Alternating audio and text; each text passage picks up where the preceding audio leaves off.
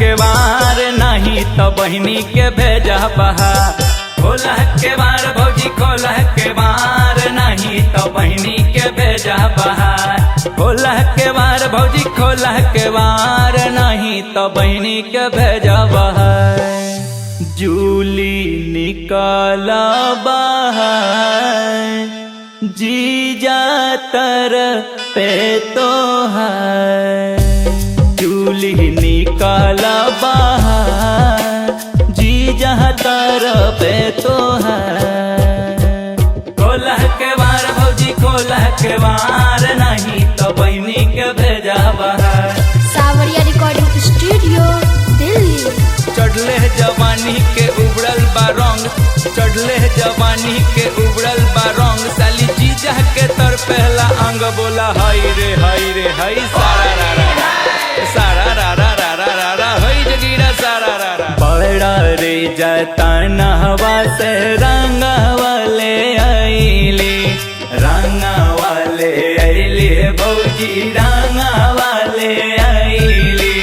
बड़ा रे जतनवा से रंग वाले आईली, रंग वाले आईली भौजी रंग वाले आईली।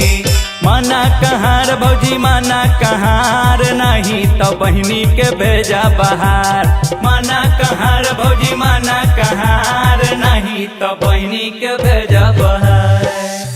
जानू निकाला बाहर जीजा तर पे तो है।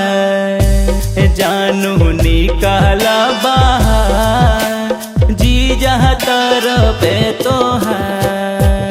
खोला के बार भौजी खोला के बार नहीं तो बहनी के भेजा बाहर। होली में साली लगे छो झकास, होली में साली लगे छो झकास।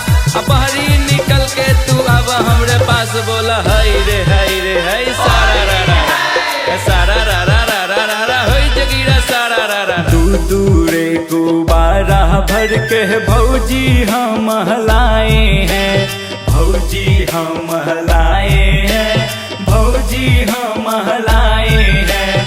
और पीछे कारी संग में टोली लेके आए हैं, टोली लेके आए हैं, टोली लेके आए हैं।